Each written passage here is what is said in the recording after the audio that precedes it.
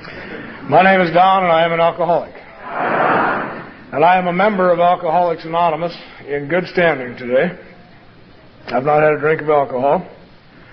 I've had a face-to-face encounter with another alcoholic. I prayed and meditated and cussed a little bit. My home group is the Denver Thursday night group. We meet in Denver every Thursday night.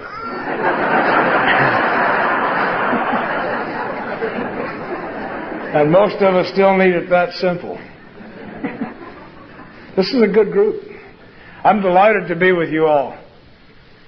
I get to a lot of these things, and you're all very warm and very healthy from what I can gather. And I want to personally thank Earl and Millie and Sonny and the others who have held this thing together long enough for me to get here. I promise you I'll take as good a care of it as you did, the same way you did. My home group is a very basic little AA group. We have a podium, and you're asked to come up, and you have 5 to 7 minutes to talk about the only topic we have: what you were like, what happened, and what you are like now. And at 7.5 minutes, you get the hook, and the next guy gets up. And a wonderful thing happens at that meeting. I don't remember much over the years what's said there. It's pretty basic. But we gather about a half hour to 45 minutes early, and they have to run us off. And the spirit in that room draws people to it. Great spirit of healing there. We're a family, a true family. This little group also, for those who want to get serious, and because we were overwhelmed with new people 10, 12 years ago, because we believe in personal sponsorship. To me, the definition of sponsorship, by the way, is found in the Big Book, in the second sentence of the first foreword. To show others precisely how we recovered is the purpose of this book. So, that's what we do. If I sponsor you, you're required, if I'm going to sponsor you, to show up at my house on a regular basis. I don't care whether it's once a day or once a week or once a month, but on a regular basis. And you and I will sit down together, and I will read the Big Book to you, word by word. And then you and I together will do everything it says together. And when we got overwhelmed, we learned from some of our family up in Winnipeg, Canada. Mac Cheater came and talked to us one time in the early 70s. And we do what we call a Big Book workshop, which is exactly the same thing. We gather on a regular basis and read the Big Book out loud and do everything it says as a little group of 10 or 15 people. And the only result we get out of this kind of activity is that the bulk of the people who do that seem to stay sober and grow. Our little group, if you came to my home group, there will probably be at least one squalling baby and several pregnant women. Because our group, for whatever the reason, tends to get married and start making families as they get sober. It's just what happens there.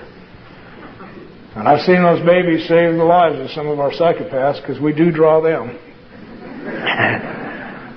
The angriest human being I know is my little friend Chuck.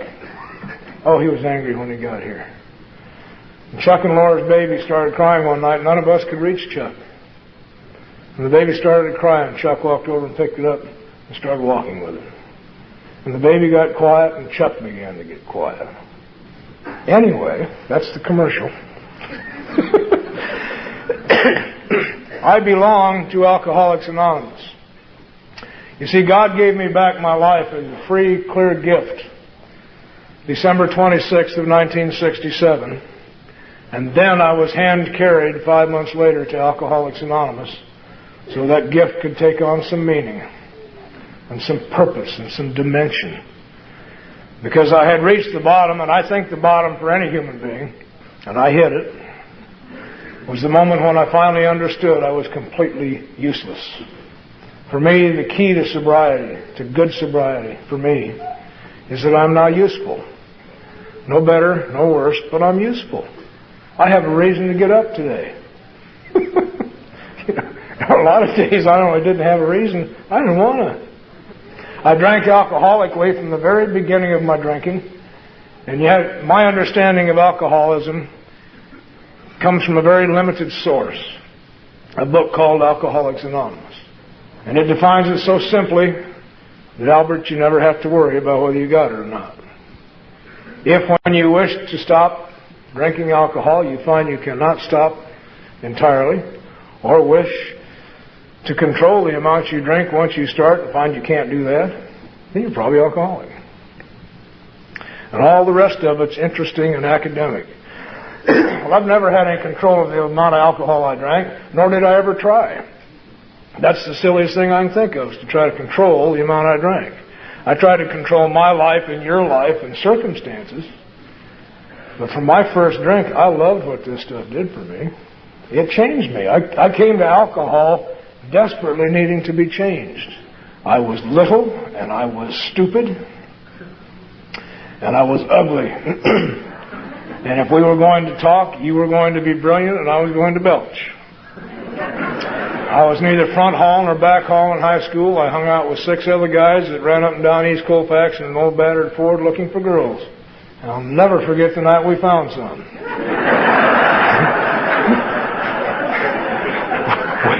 We didn't know what to do. We drank. As a rite of passage where I came from, around 15 or 16 years of age, we got a fellow from Lowry Air Force Base to buy us a bottle of whiskey. And we took it out east of Denver in order to get drunk like the big kids did. And I went out east of Denver stupid and little and frightened and angry. And I had me a couple drinks of bonded bourbon. It changed me. I got taller and I got smarter. I can tell you a number of things that happened. What I remember most about that evening is that I had some plans for the first time in my life. See, up till then I'd been bouncing, ricocheting really, off of life. Whatever came by, I bounced. And this night I had some plans. There was a fellow in my high school class who had not been treating me very well. And I knew he was going to be at Bill Bonsib's drive-in later that night. And I was going to go back and whip him. And I could have done it. And there was a girl in my class who hadn't been treating me at all. She and I were going to have a visit. And I could have done it that night. And I must tell you in all honesty as I stand here today, if that's all that alcohol did for me, I would have to recommend it to anyone. It produced what I now know to be something very much like a spiritual experience. It brought a sense of ease and comfort, a sense of it's all right for me to be me and it's all right for you to be you. And if that's all it did, why not? That isn't, unfortunately, all it did for me. I didn't know it then, but it's in my nature that if one works, take 10. When I read the big book and saw the definition of insanity in there, it's very simple. Lack of proportion and the ability to think straight. I don't have the slightest idea about proportion. And I'm rubber-minded. I can't think straight. So before the evening was out, I was almost dead of acute alcohol poisoning. I drank too much bonded bourbon and got sick.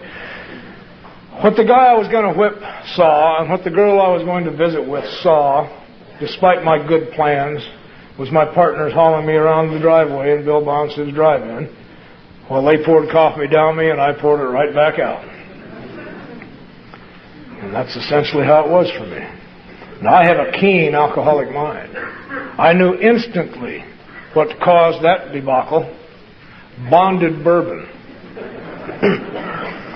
I haven't had any bonded bourbon since. I really haven't. I'm not drinking that stuff. Although I tell you, had that been all there was, I'd drink that again. But I very quickly found out what wouldn't make me have that reaction. And I began to drink for the effect produced by alcohol. What I love about Alcoholics Anonymous is from the very beginning, you have been very specific in what's wrong with me, and I could identify with it. If we were going to fight, I drank vodka. Because when I drink vodka, the effect is that I get mean. And if you're going to fight, you ought to be a little bit mean. If there was a chance that we were going to meet some girls tonight, I drank dark Bacardi rum. It turns me into a lover.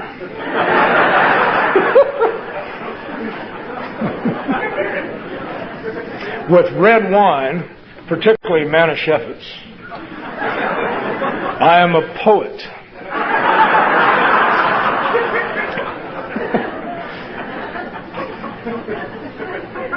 I can remember some terrible nights when I couldn't feel anything. So I drank Coors beer and listened to Ferlin Husky singing Four Walls. And I could just cry like a baby. I was in my first federal penitentiary when I was 19 years old as a direct result of drinking alcohol. And I didn't know that. You see, when I drink, one of the symptoms of my alcoholism is that I get lost and I can't find my way home. And there is a federal law against that when you're in the Navy.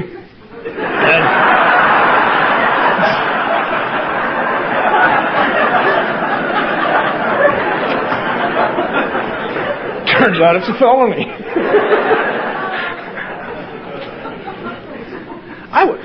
My favorite word in our big book is the word baffled. Because that was my lifestyle. And I was baffled by this series of events. See, I quit high school when I was 17 and joined the Navy to save America from the communist menace and to come home a hero. Because I desperately needed to be a hero to somebody at 17 years of age. And 2 years later, I'm in the penitentiary. They would give me a 24-hour liberty. And I would go ashore expecting to be home in 24 hours. They expected it, and I expected it. And I'd have a drink. And it'd be 25 hours, or 26, or 28. And one time it was 23 days late. And when I got home, it wasn't there anymore. It was on its way to Korea, and at that time, that was a shooting offense. Fortunately, I ran with a real slick drunk. We're not idiots. We're not dummies. He got us on a Pan Am Clipper. We flew over that ship, and we're in Japan 3 weeks before it ever got there. Now, that sounds smart. It turned out to be a bad mistake. I don't know how mad the skipper was when we weren't there and he left. I suppose he was probably some relieved. But I can tell you from looking into his cold steel blue eyes how mad he was when he saw us standing on the dock waiting for him. And I ended up in a Marine brig and in the federal penitentiary in Tokyo. And at 19, I was back on the streets of Denver with a bad conduct discharge and a heart full of pain, and my life was over. And I don't believe to this day that my bottom on Christmas Day of 1967 was any lower than the bottom at that time. It's just that I'm tough, and I'm resilient, and I bounced. I think the greatest pain that I caused the people who loved me the most was that I kept getting up. I'd stumble and they'd help me up, and I'm a quick study. Up until I met you, I was a sprinter in the game of life, not a long-distance runner. And sprinters are terrific off the line, and I was. This need to be accepted again and to have some hope for me means that I'm a quick study. I learn very quickly from you what you expect of me. And I do it well. For a while. And I went back and forth between trying to be super straight and super freak for a number of years. My dad got me a job with Mountain Bell. And 3 months later, I drank my way out of it. In fact, it's very simple. I can shorten this whole talk up by telling you that I drank my way out of everything worthwhile in my life before I'd ever finished with any of it. Jobs and marriages and schools. I just never finished anything. And that'll eat on you. And I didn't know what was wrong with me. I'm also one of the people, I used a lot of drugs. I am not, however, a drug addict. I'm an alcoholic who just happened to use an awful lot of amphetamines and LSD. Well, taking drugs doesn't make you a drug addict any more than drinking alcohol makes you an alcoholic. See, I always had a choice with that stuff. But I used it. We don't need to talk anymore about that. I used it. Which expedited my weight loss program.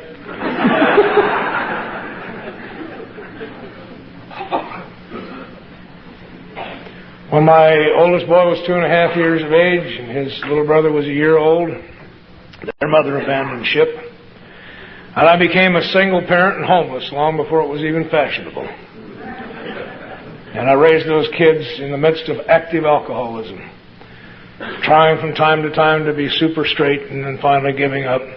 And I became one of the freaks that came out of Berkeley in the 60s, throwing LSD around, screaming out, "Where there's dope, there's hope. Burn down City Hall."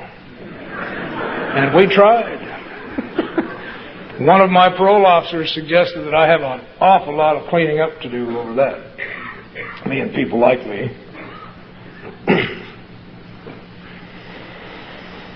Christmas week of 1967 was a bitch. I was at 133 pounds at this time. I was on federal parole for a little mistake I'd made in 1966. And I'd run out of lies. I want to tell you about this week because this was the week that I entered into the surrender process. For me, surrender was a process, a series of events. I tend to experience life in segments, and it isn't. It's a flowing thing made up of a number of elements. The surrender process for me was very simple. It was recognizing the lies of my life for what they were, lies. And there weren't very many of them left. We were on ADC and welfare, so we ate when the checks got there. One of my lies was that no matter what else, the boys and I are still together and intact, and we have a warm, clean place to live in, and we have clothes, and we're well fed. And as I looked around the house that week, I could see the lie. We lived beneath an old lady that raised cats. There were cats everywhere. And as I looked around my house that week, I was able to see that her place was cleaner than mine was. And the food we got was when the check got there. And I couldn't get out of bed in the morning till this kid came by and gave me enough amphetamines to get me up so I could go steal something. And we could get some booze and I could function. I was not a good father. That thing began to crumple on me. I come from a functional family. I know that's worthy of an apology these days, but I do. My people are still married to each other. In their early 80s, still talk to each other. I just came from their house on the way to the airport to come out here because that's part of my new life. My brother is a professor of music at the University of Colorado. He was writing music for Stan Kenton when he was 19 years old. The foremost synthesizer musician in the United States. When they have engineering shows, they bring him in. And my sister just retired from IBM as one of their top executives. She made wonderful money and great babies. Some of her babies began to produce babies, but had a hard time producing husbands. And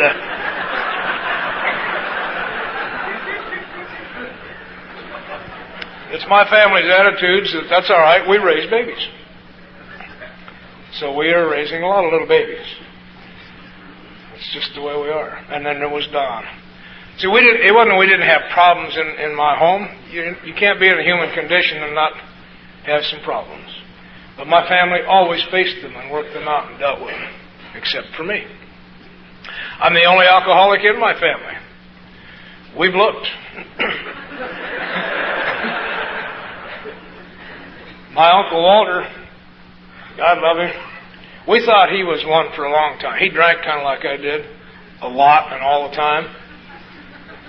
And about 20 years ago, Walter's doctor said, "Walter, if you don't stop drinking, you're going to die." So he quit. No stamina.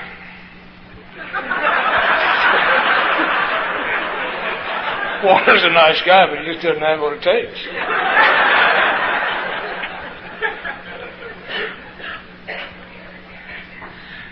I can't lay my alcoholism off on anything except the fact that I drank alcohol. And I have a disease. On the 24th of December, as I looked around my house, it didn't look like Christmas. And I know what Christmas is supposed to look like. I come from a family where Christmas looks like Christmas. Our welfare check hadn't got there, and we had no money, so we didn't have a tree.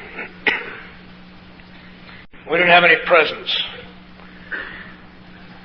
We went down to the public merchandise mart on East Colfax, and I still had just enough glib tongue that I was able, this nice man gave me a pair of cowboy boots and a little shirt, so each of my boys would have one present on credit. And I must tell you, I fully intended to pay for those as soon as the welfare check got there. And we found $1 in the snow. And found out that they'll sell you the biggest tree on the lot for $1 on Christmas Eve, and we bought the big one. The ceiling was about 7 feet tall. The tree was about 9 feet tall. And I didn't have the strength to cut it, so it tilted over the top.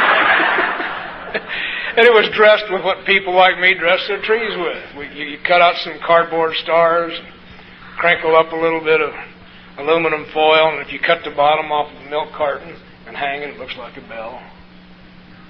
And this pitiful 2 little presents underneath it. And then my little boys did something. They took some blue paper towel, like you wash your car windshields with, and they wrapped up everything that would fit and put it under the tree for me.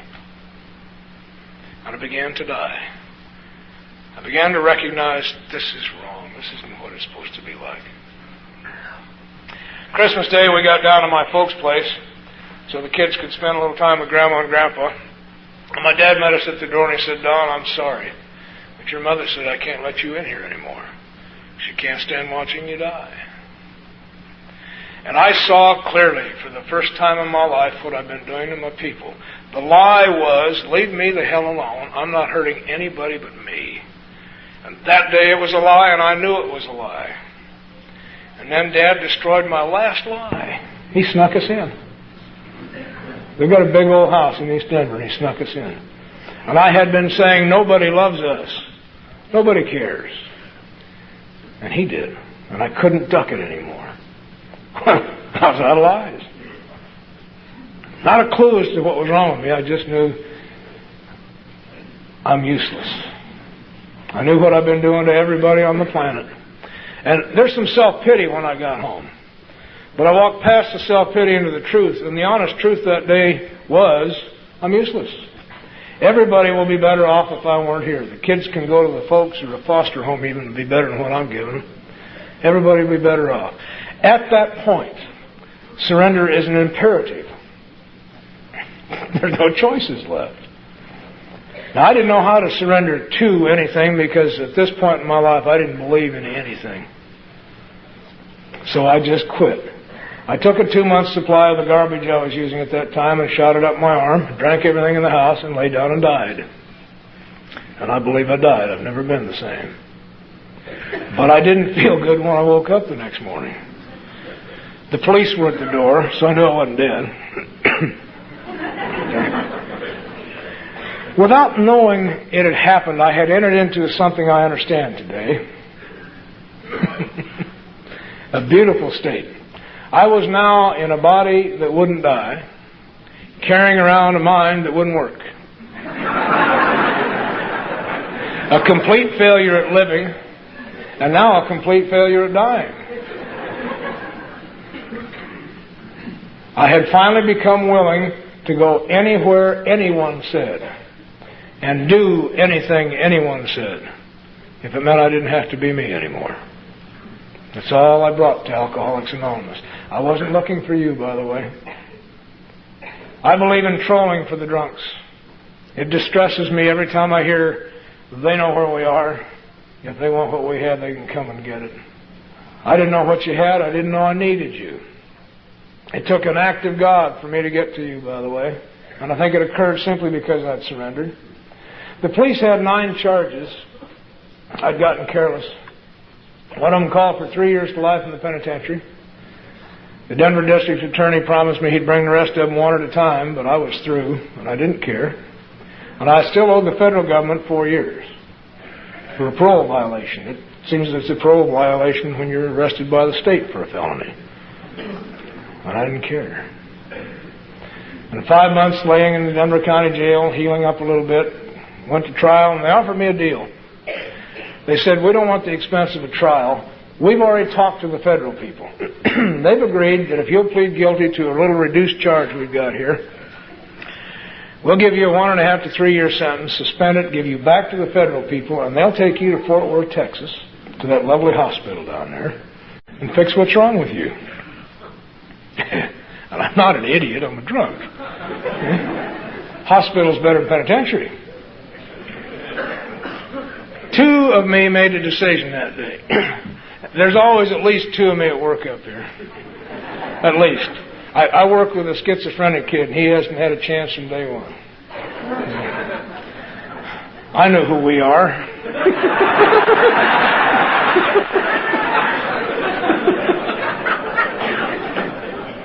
I knew if you put me in a hospital with doctors and books, I'll be on the street in 6 months. I knew it. They would tell me what was wrong with me. They would tell me about how long it would take to fix that. And then they would give me all of the symptoms I'd have to show them in order to convince them I was getting better. And that's been my best game since I was a baby. But I was also willing to go anywhere. No hope. I've got to find something. And so I took their deal, and they kept their bargain. They reduced my age to 17, by the way. I don't know what I'm going to do when it's time for Social Security. So I could qualify for this charge. Gave me 1.5 to 3, suspended it, turned me over to the federal people who'd already agreed to take me.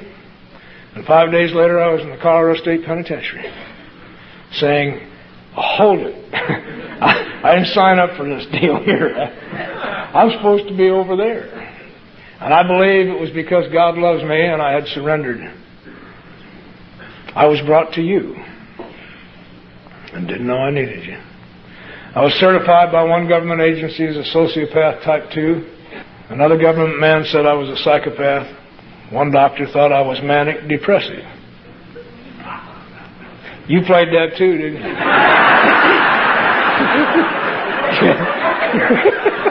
Oh, yeah. You want to keep the crowd back so you can figure out who's home here today? Give them a mood swing or 2. That's all manic depressive is. I don't feel good. Or I'm the life of the party. Keep them off balance. That's the way you get through life. In my 3rd week there, I can still hear it. The guard downstairs said, you people will come down and you will listen. And I didn't have a hell of a lot to do that day, so I came down and began to participate in the first miracle of my life. I listened. That's a miraculous thing for alcoholics. I listened. They had 3 guys there with numbers on their chests from Alcoholics Anonymous. And the first fellow got up and he said, my name's Doc and I'm an alcoholic. And that means that I'm powerless over alcohol and drugs and guards and all of the other circumstances of my life. And my life has become unmanageable. And if any of you smart bastards think you can still manage your lives, look at the reward the state just gave you for the nifty job you've been doing. And I heard him. One of those 3 said, your very best thinking got you the penitentiary. You're not doing so good, are you? Well, there I was. What am I going to do, argue? And then they gave us the message of Alcoholics Anonymous. And this is it, Albert.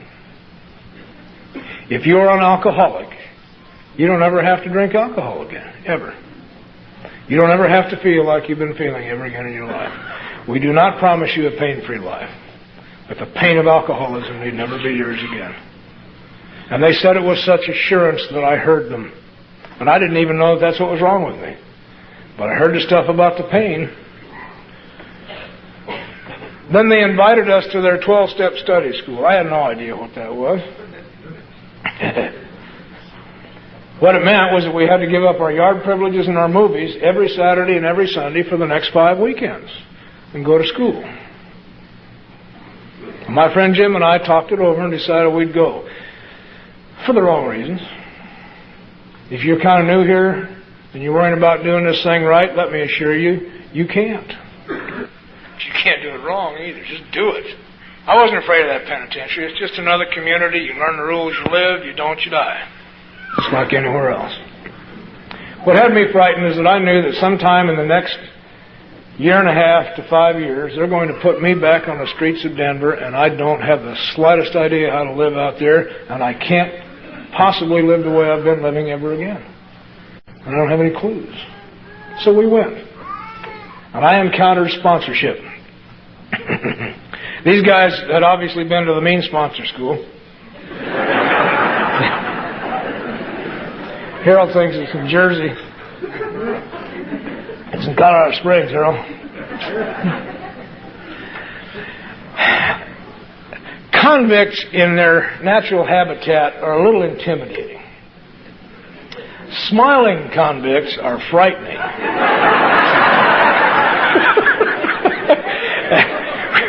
We walked into that school, and these three guys were standing there smiling at us. And one of them said, now, for the next 5 weeks, you guys have nothing to say. If you knew anything at all, you wouldn't be here. And I heard. We weren't allowed to speak anything in our first 5 weeks in AA in the meetings. The meetings had only one purpose: to hand carry us through the book called Alcoholics Anonymous, using their experience in that book so that we could participate in the recovery process. Now, new people have to talk a lot, you know. But we all worked in the dish room and we babbled to each other. And our sponsors would talk with us outside of that formal meeting. So I was carried, thank God, immediately into the recovery process as outlined in the big book of Alcoholics Anonymous. The first thing they did was tell me precisely what's wrong with me. They told me in terms that I could understand why I went to the penitentiary when I was 19 years old. It's because I have an allergy.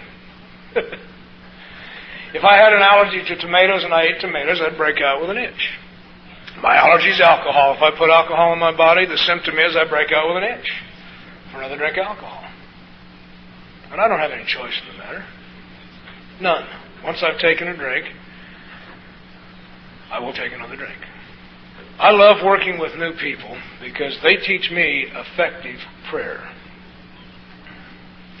You see, when you come to me, you put your life in my hands, and I'm fully aware of that.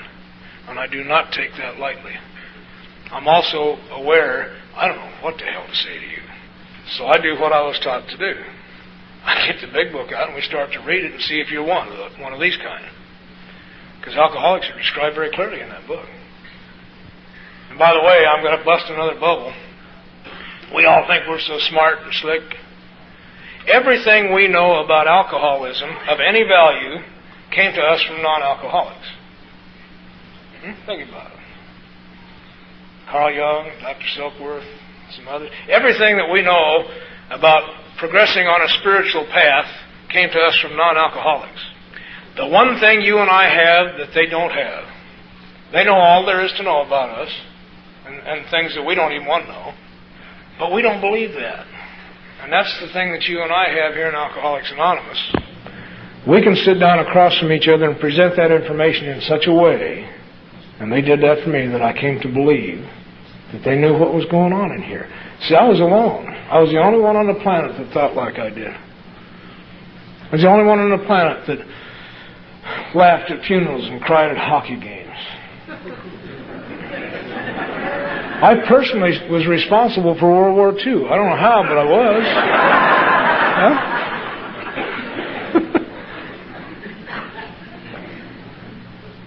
They told me about my disease. I took a drink in Long Beach, California one day when I was 19 years old. And 23 days later, I was in Pershing Square in Los Angeles. On the 22nd day, I was mooching drinks and quarters and could not go back to that ship, period. No way. I couldn't even think of going back to that ship. On day 23, the madness wasn't there anymore, and I turned myself in and went back to face the consequences, like any rational human being. And there I was. Dr. Silkworth describes men who had been working for months on a business deal that would be settled favorably to them. And they took a drink a day or two before, and they missed their appointment. And I began to find me in the shared experience of alcoholics. And then my sponsors would share their experience with that. And I got comfortable. Isn't that nice? Now I know what's wrong with me. And then they hit me with it. as sponsors tend to do. They said, now that's really important information. You probably won't stay sober without knowing that, but that won't keep you sober. That's academic. If you never take another drink of alcohol, you'll never have that happen again. So what's really wrong with me then? I've got a lifetime of experience of having that happen. I keep doing it. Well, it's because there's a piece missing up here in my head. My neighbor has it. Yeah. One of the things that will happen, Al, I've been living in the same house for so long, I've outlived an entire dog.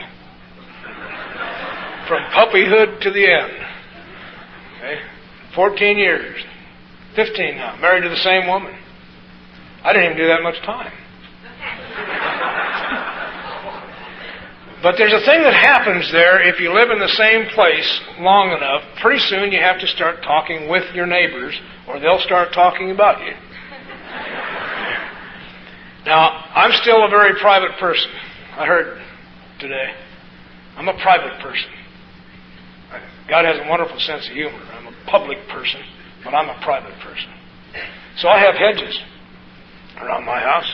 My wife has convinced me that 7-foot hedges are too much in our little neighborhood. We can cut them off so you can see our heads above them. And I was talking with my neighbor across the fence one day, or the hedge. Lovely man. Owns a bar. Nice guy. But I've discovered something since I started hanging out with some normal people. They small talk. I don't have the slightest idea how to do that. They can spend a half hour and never really even say anything. And you and I all know that life is important. It must be done in earnest, and it's passionate. But I want to be a good neighbor. I really do. So I've learned how to small talk. And I'm up to almost 4 minutes now.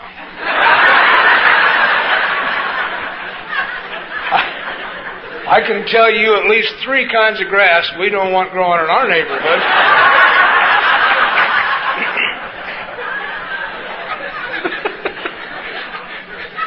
I caught my neighbor's kid growing one of them in my backyard, too.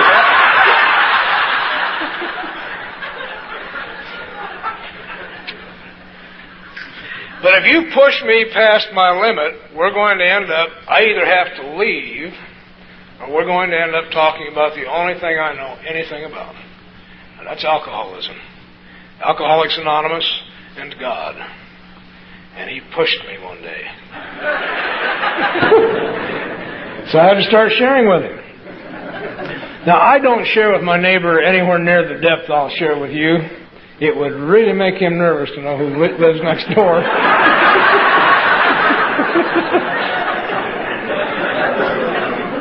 But I shared enough, and I know from how we do it that it's my turn and then it's his turn. And he was interested because he shared with me a common experience that he and I have both had. He told me about a night that he drank too much whiskey. And he got drunk. And he fell down and he threw up. And he made a fool of himself. And he hasn't done that since. Bizarre? I did the same thing. I drank too much, fell down, threw up, made a fool of myself, got up, drank too much, fell down, threw up. But you taught me early in sobriety why that happens. He can remember how badly he felt about what he had done. And it attaches to this thing in his mind that says, then don't do that again.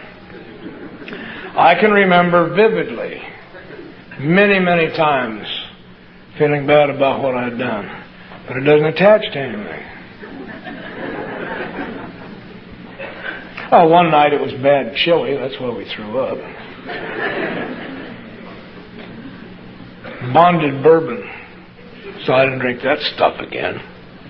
I am convinced in my heart that I cannot learn enough information in my head about alcoholism, about Alcoholics Anonymous, about the spiritual life, or anything else to keep me sober. There have been and will be days in my life when I will reach, for some reason, there will be a blank spot. Everything I know won't show up. Or if it does, it'll be warped when it does. And I had an experience in my 6 year sobriety that drove that home to me. God in His mercy keeps my life full circle. I don't have any loose ends. It's wonderful. If there are loose ends, I know they're about to be tied up.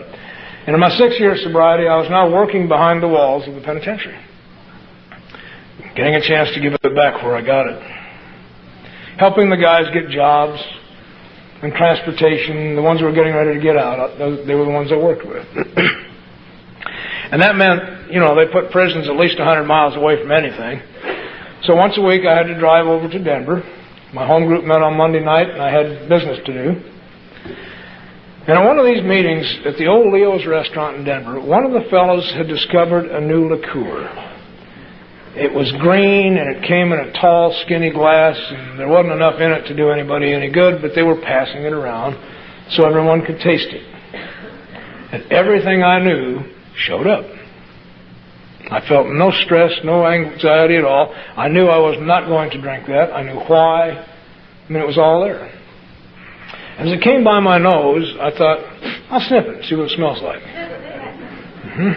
And while it was there under my nose, it burst into my mind that the difference between life and death for me at that moment would be the twitch of a muscle. With everything going, when my hand is here, it does that. And then I got out of my body quick and watched God move that thing on, so I didn't drink it.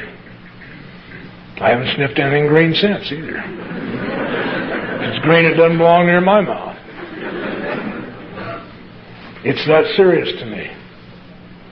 I must have, and they help me understand, I must have a power greater than myself to take care of me during those times. And I didn't believe in anything. I came to believe in the power of God before I came to believe in God. And I find it interesting that the Big Book doesn't require us to believe in God, but it says it is essential to believe in the power of God. And I came to believe that by watching three men walk around. If you're new here, despite your doubt and cynicism, look around this room. At the meetings I go to, I look at their eyes. I love the front row. That's where I sit. My sponsor said, we will always sit in the front. I want you to see their eyes, not just hear their words. Bruce was a killer. He had killed some people one morning when he was 17 years old in a mad alcoholic rage. Roy Nichols was a stick-up man, another angry man. Phil Gutierrez threw people out of third-story windows when he was drunk. Terribly violent human being. But the men telling me these stories could not do what they said they had done. They were different human beings. And I didn't come here to stop drinking because I didn't know I needed to do that. I came here to be changed. And these three men had been changed. And I'm a bit of a skeptic to this day. I watched them as well as listening. I wanted to see how they walked. And they were different. Bruce had a couple things I really wanted. First of all, he got in and out of his cell whenever he wanted to. And the way I knew that is when I was locked up for the night and couldn't get out, he'd come by and visit with me. And I wondered what he had. And on one of those visits, he said to me, Don, do you know that it's possible for me to think one thought at a time? And he had me forever. What do I have to do for that one? See, I'd become everybody I'd ever met, and they were all talking at once. One thought at a time. That's peace of mind. They had been changed. And when it didn't come, it scared me. It was a terrible experience that day. I expected this great boom, and my uniform would turn white, I guess, and the doors spring open, and they'd say, okay, you can go home now, we don't need you anymore, something goofy like that. Absolutely nothing happened. And I don't know an alcoholic alive that can stand nothing happening. And I did what I had begun to learn. I went and bitched at my sponsor about that. I gave him the alcoholic war cry. Where's mine? You want to synthesize self-centeredness, that's all it is. Where's mine? He said, you dummy. You ought to be grateful you didn't have a flashlight that really killed you all your life. And we talked about it, because I've had some beauties. Southern Comfort on a roof in Phoenix, Arizona in September will give you a flashlight. Along the way, I've had the privilege of participating in an Easter ceremony with the Peyote Indians in Nevada. And I had a real vision. A real one. I saw a great bird flying high with no head, and I understood clearly that was me in my life. Flying high, going nowhere. And that kept me sober 4 months. If you're new here and you're contemplating visions, I got to tell you the truth. They work. They're good for 4 months of sobriety. I'm in for the game. I don't have any choice. We discussed those. Then he put me through an exercise that I loved. Today, I hated him that day. We examined my concepts of God. And they were garbage. Santa Claus. Where's mine? The whole thing boiled down, even Jesus loves me, was getting in the way of me having a meaningful spiritual experience. And I remember screaming at him that day, "You're asking me to turn my will and life over to the care of nothing." And he said, "Why not? Nothing can run it better than you've been doing it." Then he took some time and shared with me how it had come for him. He said, "God knows, Don, you probably can't stand one more big shock anyway." And began to talk about this gentle, loving God that he had found. And then he went for the throat. I asked him, "How do I make it real?" He said, "God will reveal himself to you as you reveal yourself to you." Went off and did my inventory, and 2 hours later when I finished it, brought it back to him the fifth step, and he looked at it and said, "That's garbage. You wrote that to impress me. Get away." Well, I'd worked for 2 hard hours on that thing. I'd written down some really bizarre stuff.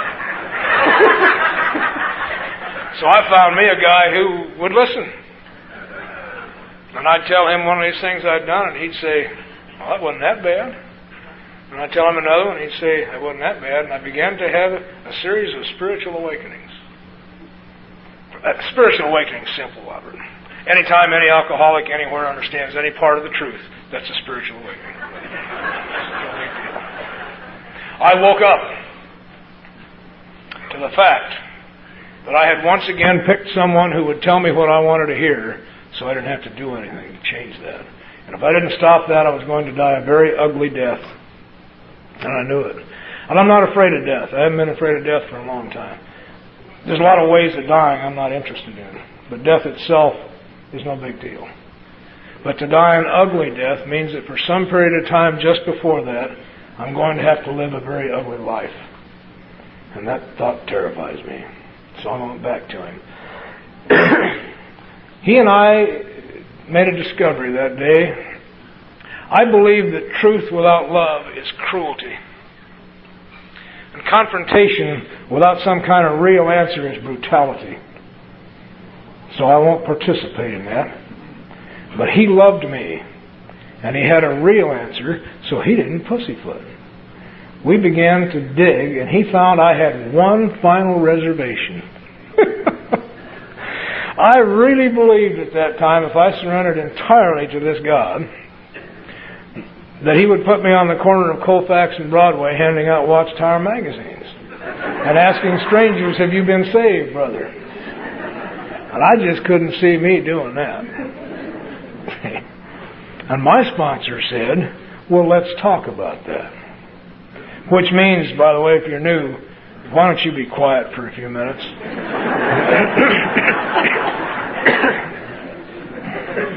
He said, "Don, do you suppose that the fellow that's handing out Watchtowers down there today had breakfast where he wanted to?" And I said, "Probably." And he said, "Well, you didn't."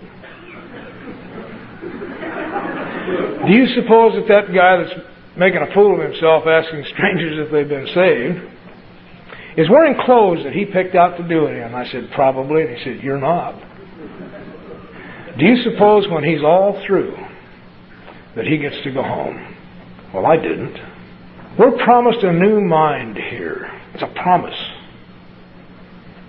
And he carried me to that new mind. And it's very simply this. Anything at all that God may have in mind for me is better than anything at all that I will ever have in mind for me, period. And I have been living that way for 24 years now. Imperfectly, but that is how I live. And it's been marvelous. And it's been painful. And it's been exciting. Dull it has not been. When I ran my own life, the very best I could do was get me into an 8x10 toilet making deals with cockroaches. Oh yeah, I made a deal with them. You stay on that end of the cell, I'll stay on this end. My children got to live in foster homes that were bad foster homes. And my people had to be put in a position where on Christmas Day they had to say to me, you and your kids can't come here. That's the best I can do. Since I have given up, I have literally been all over the world for what that means. In 1988, you all sent me to the Soviet Union to talk about Alcoholics Anonymous with the Russians. I've gotten to go to Guatemala and Puerto Rico. Last weekend I was in Calgary, Alberta. Tonight I'm in, where? Hagerstown.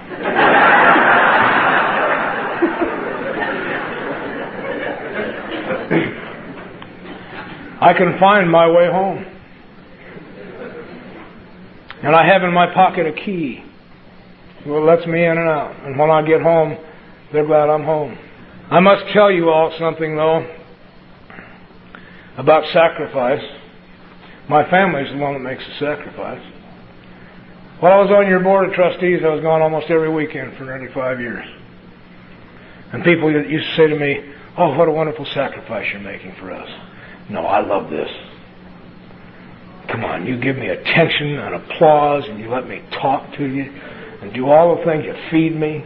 You put me in motel rooms I can't afford. My life means something because of you. My wife doesn't need you. She makes the sacrifice. She and my children. They stay home while I go.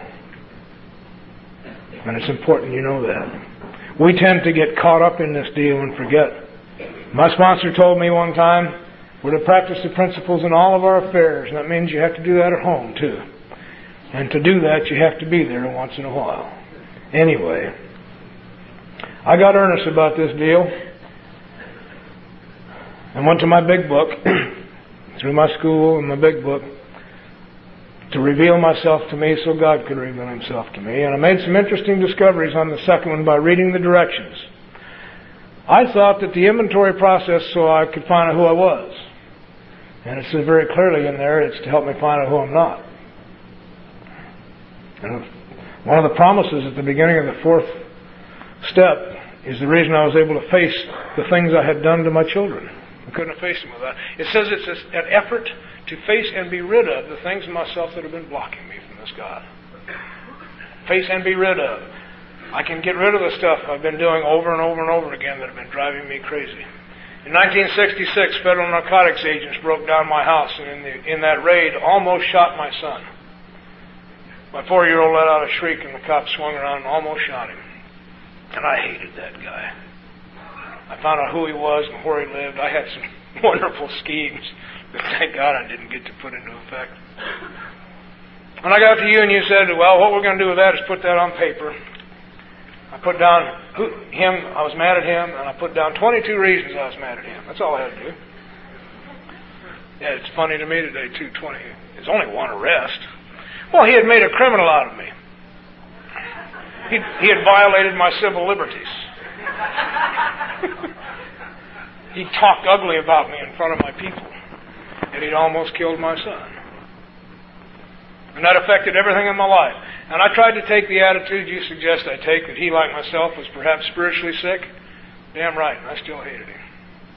I could not grant him the same sympathy and pity I would grant cheerfully to a sick friend, because at that time, sick people didn't get any sympathy out of me. I had to have a script for everything in my life. And there's only one script for visiting with sick folks. What can I do for you? And that was beyond me at that time. I couldn't do that. So I just kept hating him.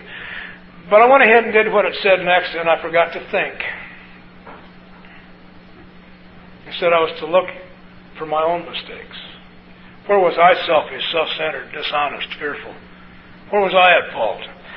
And as I wrote that out, it became very clear. I had invited him into my house with a hand-engraved invitation. I'd been smuggling marijuana out of Mexico and not paying the tax on it. And I was his job. Had it not been for the promise that I could be rid of the kind of thinking that allowed that to happen, I couldn't have faced the fact that I almost got my son killed. It was my fault what happened that day. But I don't have to think like that anymore. Does it work? Well, there hasn't been a federal narcotics agent in my house for 25 years. I don't even invite them to dinner. The IRS showed up about 3 years ago. I'm on a lot of nonprofit boards, and the tax deal on one of them wasn't right, and he came to my house, and he really confused me. You've taught me when I'm confused, just be confused. But, real sanity for the alcoholic is when they say, I don't know. When I said this off, and he finally got mad, he said, oh, just sign this, I'll take care of it. And he left, and I haven't heard another word, so. If you're looking for a way to deal with the IRS, just get stupid.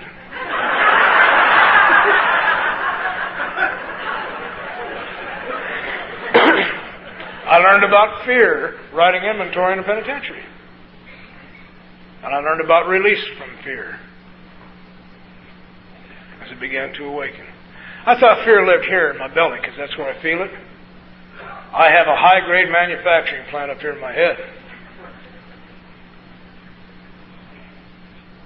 Terry can say to me, morning, Don. I wonder what the hell he means by that. You weren't that friendly yesterday.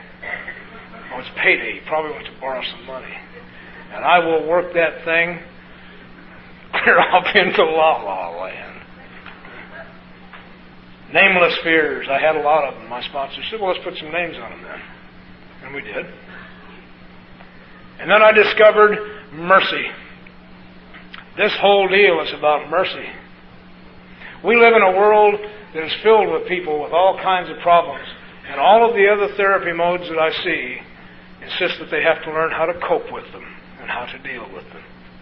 And here I am promised I get to be rid of them. Isn't that wonderful? To this day, I don't know how to cope with fear. How do you walk through your fears? I'm afraid to do that.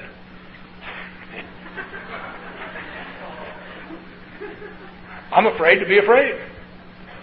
And a lot of other things, too. Well, in my book of common experience, it says, once I've admitted them and found out that the problem is that I simply am not trusting and relying on God, I'm relying on my resources or yours, there's a little prayer in there. God, remove this fear from me and direct my attention to what you would have me be. And I find that interesting. It doesn't say what you would have me do. It says what you would have me be. And I learned some things. I'm not what I do. I'm not my car, and I'm not my job, and I'm not my group. I'm not the money in my pocket. I'm none of the things that I do. Every one of those, if I can't do them, then I'm not me anymore. What I am is a child of God. God's my dad. What am I ever going to do to top that? The self-esteem problem is solved. I may be a stupid kid, but God's my dad.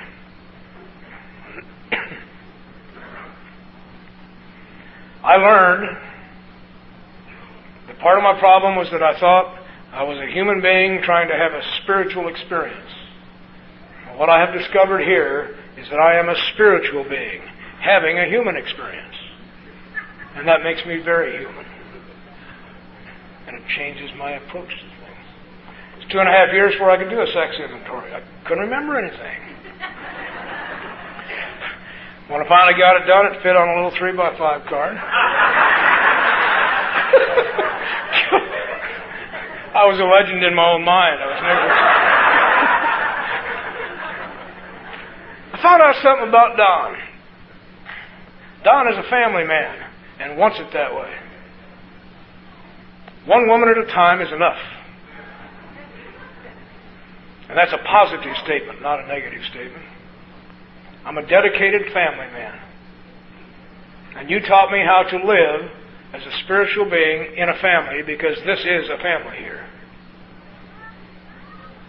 We have a lot of different groups because, as with any family, there's also immediate family.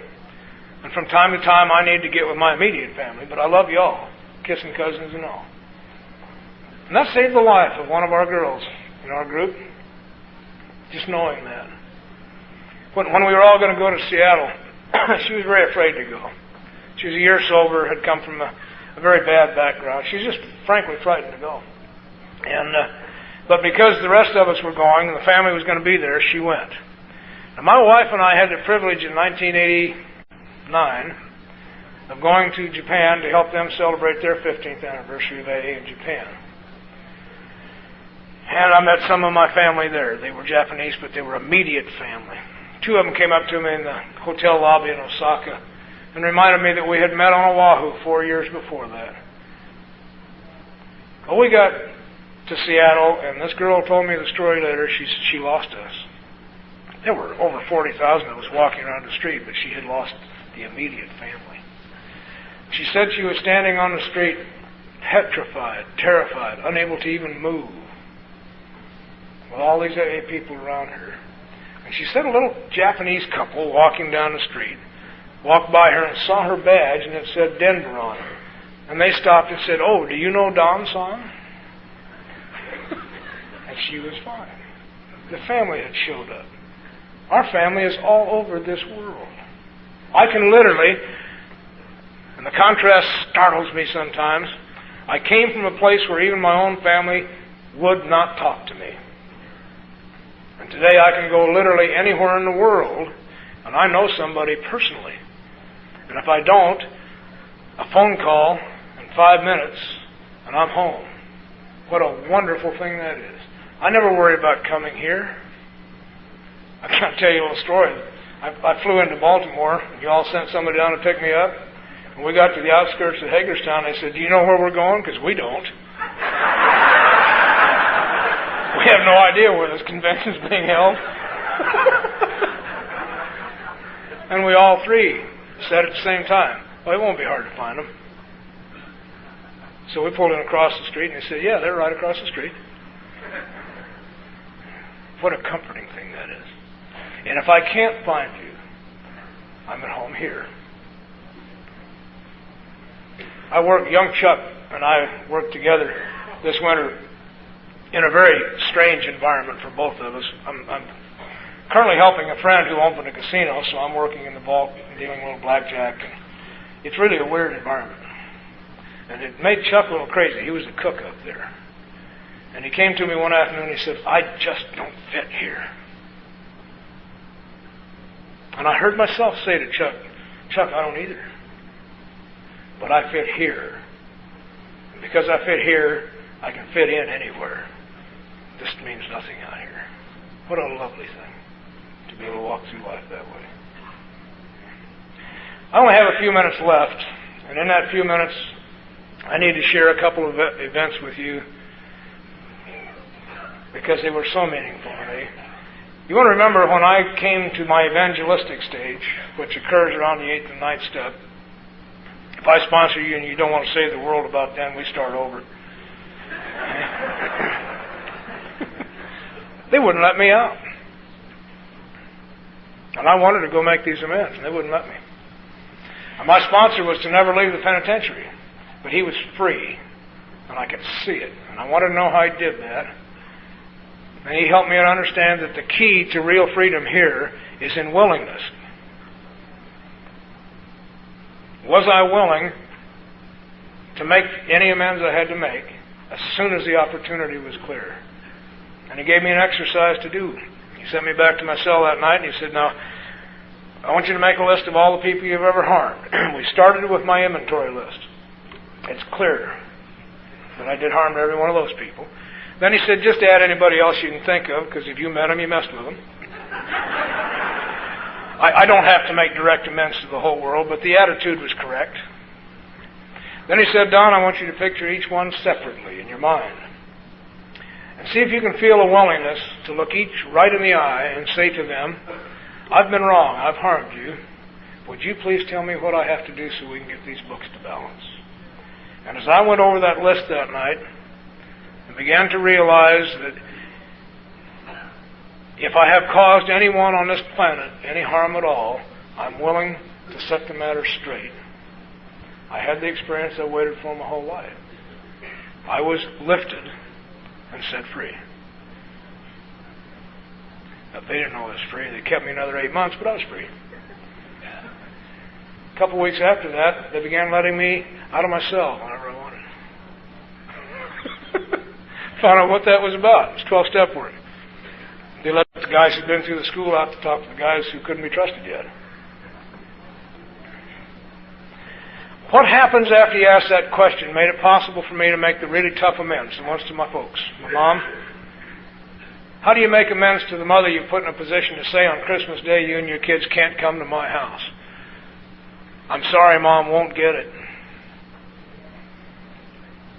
But what you do after you ask the question is you shut up and listen while I tell you what you have to do. That's easy. God has made me a listener. And months after I got out, she allowed me to come by, very reluctant.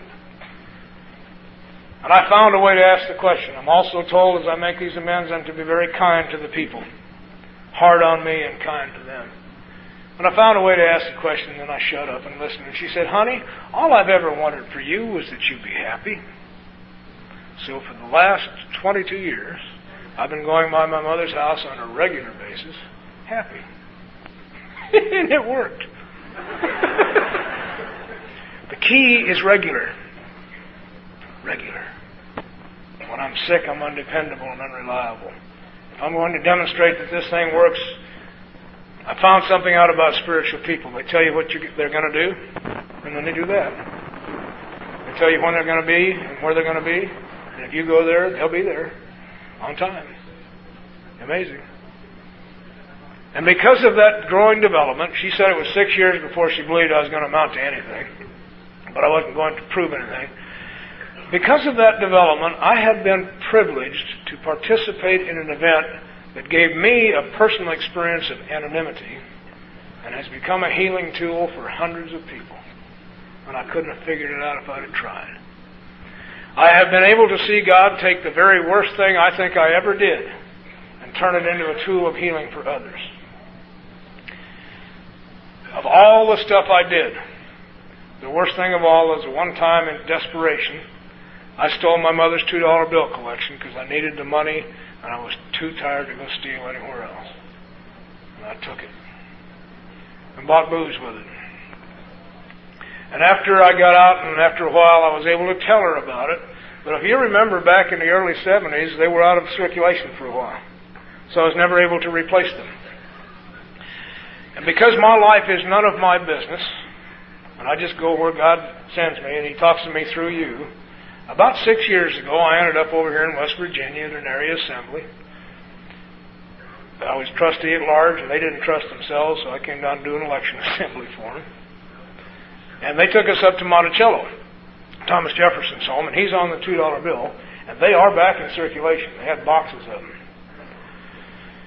And I'm cursed with a clearer memory. I bought 16 of them because that's what I'd stolen and took them home. And that night, of course, I was touched, and I love to have the crowd cry a little bit. So I told the story and bawled a little, and we all had a good cry, and I took them home and gave them to Mom, and she pretended it didn't matter. And I could see it really did. 2 weeks later, I got an envelope from West Virginia with no return address on it, with some $2 bills in it. And I knew. I knew about anonymity. God, through me, helped someone else get free who had not been able to get free. And through me they could. And since that time, it's been an amazing phenomenon. Wherever I go, $2 bills show up. Yeah, last week an envelope came from Calgary with a Canadian $2 bill in it. I was in Texas, and this big biker in his leathers was standing there crying like a baby with one in his hand. His wife said, take it. He did the same thing. A kid told me one time he'd been trying to get free for years, and his sponsor said, go give that to him. It'll do it. And it did. But let me tell you what she's doing with them. It's wonderful. She has 2 collections, the one I replaced, and then this growing envelope. She thinks we're really weird, by the way. My sister tells me that when real people come over to her house, she takes this big envelope of $2 bills out and uses that in an effort to explain to them what Alcoholics Anonymous is about.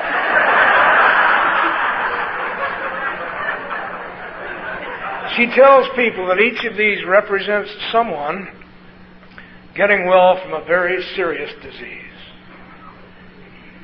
and getting healed. She says, and my son's part of that.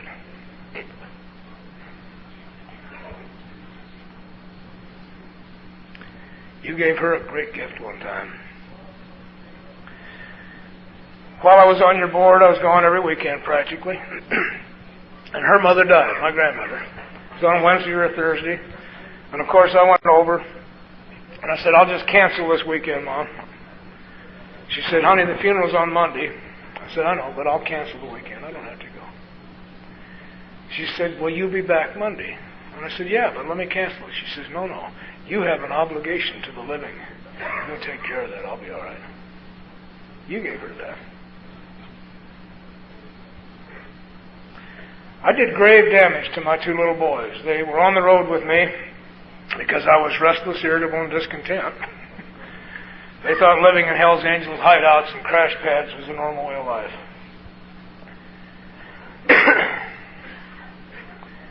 And the younger one and I made peace. We've talked about all this because I believe what you taught me. As long as we're talking to each other, we're going to be okay. But my older boy, Terry, and I never made peace. We chat. But every time I thought of him, there was pain in my heart, and I could see there was pain in his heart. And his brother would tell me about that pain. Something was desperately wrong. He was so mad at me. I stay involved in the recovery process to grow spiritually by working with others a lot. But every now and then I put myself in someone else's hands that I trust and let them just carry me through it. It's only a 2 or 3 day process. It's no big deal. Because I believe this. I truly believe this. God talks to me directly. Either through your mouths or in the quiet of my inner garden. Now, I don't get ideas like lead everybody to Jerusalem and all that. But God never yells at me. Never. And my mind must be very still or I won't hear you or him. I have to have a clear mind. So I try to keep it clear. That's all. In November of 1988, I was 22 years sober. And I just cleaned house and I was able to be still in my basement again and go into that quiet place. Which, by the way, one of these days I'm not coming back from. I can only think one thought at a time. Every now and then I'm able to not think at all. Oh, that's sweet. And in that quiet time I began to think of Terry. And I remember that the last time that I was arrested, so was he, and he was only 8 years old. And I went to prison and they went to a very bad foster home. Bad things happened to my kids there. And we talked about that. But the worst thing that happened, I realized, was that at 8, my older boy had to grow up and become a man very quickly in order to protect his 6.5-year-old brother. And I had never thanked him for that. And I believe there's only one time, that's right now, and there's only one place, and that's right here. So in that here and now, I got a hold of him immediately. I didn't want to die before I thanked him. And I said, Terry, I know that we've talked about this a lot, but I want you to know that what you did that time was a very brave thing. And I want to thank you for taking care of your little brother when I couldn't. And I heard his voice change on the spot. Now, I get Denver Bronco tickets. I don't know what they do, so I don't go. And they tell me they don't know what they do either, so I don't know. But the kids like it. 2 weeks before our little talk, I'd given Terry some Bronco tickets, and he came by and got them and went to the game. 2 weeks after our visit, I called him and said, I've got some Giants tickets. Would you like to go? And he said, Dad, are you going to go with us? Brand new. About 6 weeks later, he called. And you parents in the audience know what I'm talking about. When your kids call, you just visit and listen until they tell you why they called. They want something.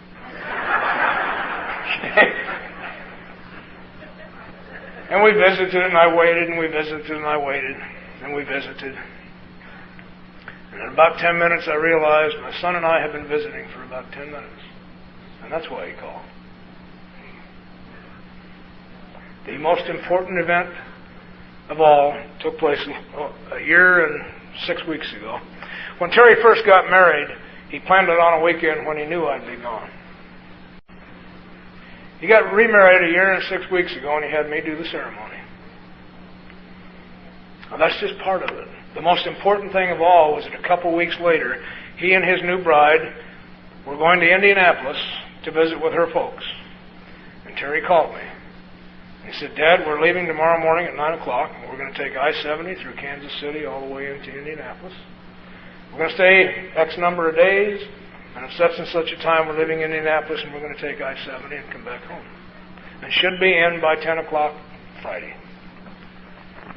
And I knew. See, that's what families do. There's no pain in my heart anymore, and he's part of the family again. What families do is tell each other about the journeys they're taking. They keep each other posted. That's what we do here.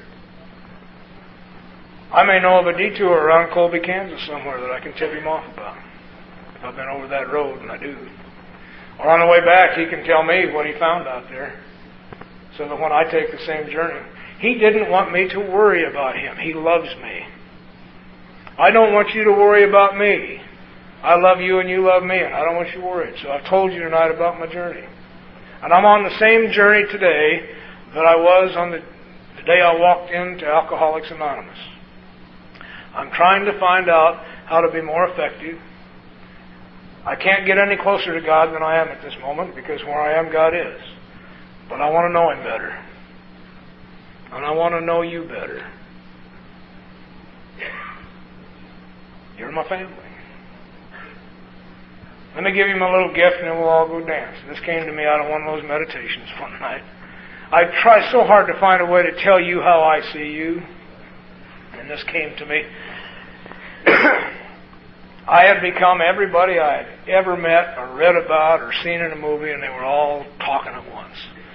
And I was afraid I was going to have to spend the rest of my life finding out who I was. And you told me, we don't worry about that. We'll help you find out who you're not. We'll get rid of that, and then whoever you are is just going to show up. See? It's like what happened when the fellow saw Michelangelo's statue of David for the first time and was awestruck. And he went to Michelangelo and he said, "How in the world did you do that?" And Michelangelo said, "Well, I just took this block of stone and I chipped away everything that didn't look like David. And that's what I got." And that's how I see us. God is the sculptor. And our little meetings and all these funny little things we do together, that's the chisel. Me, I'm a very willing block of stone. And one day at a time, we're simply chipping away everything that doesn't look like Don. And so far, this is what we've got. I've been thinking about thank you, and that's all the 12th step is. For me to think of saying thank you to God is beyond me. The whole concept of God is beyond me. So in His mercy, He gave me you so I can say thank you to Him through you. That's what our 12-step work is about, keeping the gift moving. I'm left with two deep awarenesses from that experience, by the way. The depth of my alcoholic self-centeredness is clear to me. It took 22 years of doing this rigorously, day after day, and an act of God for me to even think to say thank you to my child. That's self-centeredness. I'm also fully aware that one day sooner would have been one day too soon for Terry. It's in God's time. Bill left us with a little salutation that I think is appropriate today. It's an old Arabic salutation, and that's what it says. I salute you, and I thank you for your lives.